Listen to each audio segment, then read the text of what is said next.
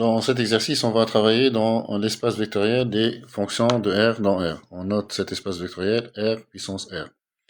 Et donc, dans cet espace vectoriel, on considère deux sous-espaces vectoriels, le sous-espace vectoriel des fonctions paires et le sous-espace vectoriel des fonctions impaires. Eh bien, cet exercice consiste à montrer que ces deux sous-espaces vectoriels sont supplémentaires. Allez, je vous laisse cliquer sur pause, réfléchir à tout ça et puis revenir à la vidéo pour voir le corriger. Allons-y donc pour cet exercice. Donc, montrant que R puissance R, c'est-à-dire l'ensemble des fonctions de R dans R, est égal à E somme directe O. E étant le sous-espace vectoriel des fonctions paires et O le sous-espace vectoriel des fonctions impaires. Donc pour cela, on doit montrer deux choses. On doit montrer que l'intersection de E et de O est nulle et que leur somme simple est égale à R puissance R. Donc montrant d'abord que E inter O est égal à 0. Donc pour cela, je considère une fonction f dans E inter O. Donc ceci veut dire que f est pair et impair à la fois. C'est-à-dire, quel que soit x dans R, f de moins x, c'est égal à f de x, et c'est aussi égal à moins f de x. Et donc ceci implique que, quel que soit x dans R, quel que soit x dans R, j'ai f de x qui est égal à moins f de x. C'est-à-dire 2 fois f de x qui est égal à 0, c'est-à-dire f de x qui est égal à 0. Donc on obtient le fait que quel que soit x dans R, f de x est égal à 0. Donc f, c'est la fonction nulle.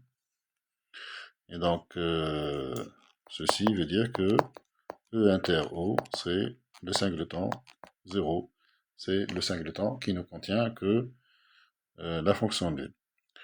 Montrons maintenant que R puissance R égale à E plus O, c'est-à-dire toute fonction s'écrit comme somme d'une fonction paire et d'une fonction impaire. Donc pour cela, je vais considérer une fonction quelconque, soit f, une fonction quelconque, une fonction de R, une fonction, donc, je vais dire que c'est une fonction de R dans R, donc f appartient à cet ensemble. Eh bien, je vais poser h, la fonction qui va de R dans R, qui a x associe f de x plus f de moins x sur 2. Et je vais poser g, la fonction qui va de R dans R, qui a x associe f de x moins f de moins x sur 2. Et là, je vais calculer h de moins x, c'est-à-dire je vais montrer que h est une fonction paire. Donc h de moins x, c'est quoi par la définition qu'on vient de poser, c'est f de moins x plus f de moins x, c'est-à-dire f de x, sur 2. Donc vous voyez que h de moins x, c'est h de x. Donc h est une fonction paire. Faisons la même chose pour la fonction g. Si je calcule g de moins x, donc g de moins x est défini là, ou g de x est défini là, donc g de moins x c'est quoi? C'est f de moins x moins f de moins x, c'est-à-dire f de x, sur 2.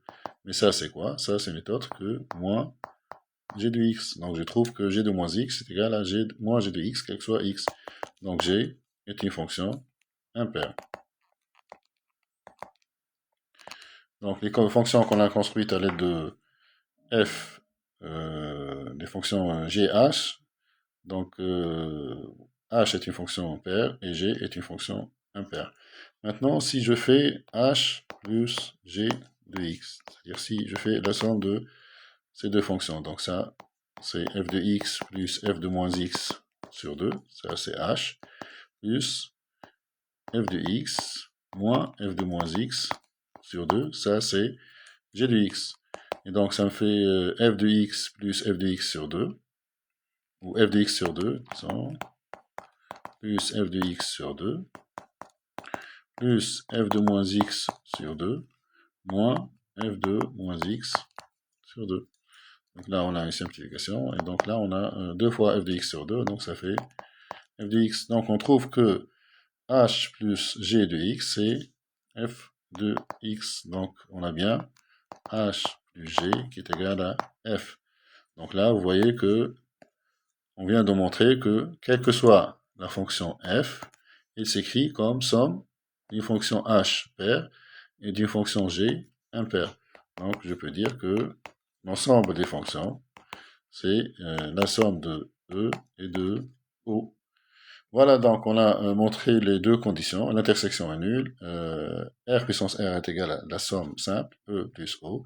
Et donc ceci nous permet d'affirmer que ces deux sous-espaces vectoriels sont bien supplémentaires.